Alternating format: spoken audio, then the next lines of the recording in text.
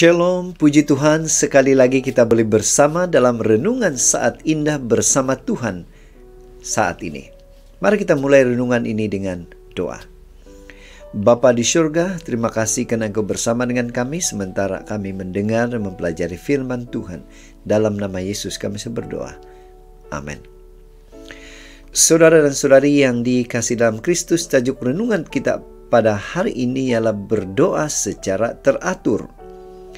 Ayat inti Lukas 22 ayat 39 mengatakan, "Lalu pergilah Yesus keluar kota dan sebagaimana biasa ia menuju bukit Zaitun. Murid-muridnya juga mengikuti dia."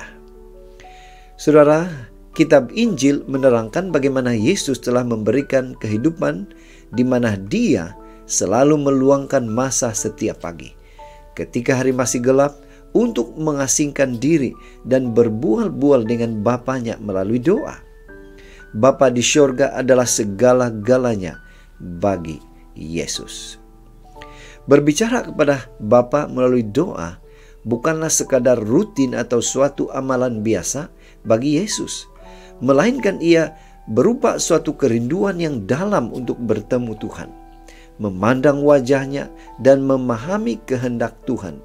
Karena Aku hidup oleh Bapa, kata Yesus dalam Yohanes 6 ayat 57. Semasa berada di Yerusalem, Yesus selalunya berdoa di Taman Getsemani di Bukit Zaitun. Istilah selalunya menunjukkan suatu kebiasaan yang teratur untuk berdoa di situ. Di tempat itulah dia sering berkumpul dengan murid-muridnya. Tuhan Yesus sangat disiplin dalam hal masa atau waktu. Dia berdoa secara teratur di pagi hari demi mempersiapkan hati dan mempertajamkan kepekaannya terhadap kehendak Bapa. Hal ini juga dilakukan oleh Daud seperti yang dikatakannya, "Bangunlah, hai jiwaku, bangunlah, hai gambus dan kecapi, aku mau membangunkan fajar." Mazmur 57 ayat 9. Daud mencari hadirat Tuhan terlebih dahulu sebelum mula melakukan sebarang aktiviti. Daniel juga memiliki tempat dan waktu khusus untuk berdoa secara teratur. Dalam kamar atasnya ada tingkap yang terbuka ke arah Yerusalem. 3 kali sehari ia berlutut, berdoa serta memuji Allahnya, seperti yang biasa dilakukannya. Kita boleh baca dalam Daniel 6 ayat 11.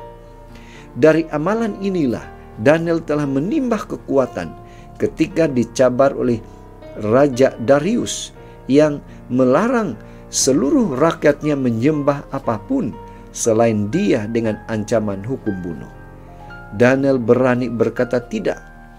Kehidupan Daniel menjadi satu kesaksian besar karena dia sangat dekat dengan Tuhan melalui masa berdoanya. Itu sebabnya saudara, pada hari ini mari kita ingatkan diri kita. Berdoa teratur dan disiplin adalah kunci memiliki hidup yang berkemenangan. Tuhan memberkati kita. Mari kita berdoa. Bapa di surga, terima kasih karena sekali lagi Tuhan mengingatkan kami untuk berdoa secara teratur. Dalam nama Yesus kami berdoa. Amin.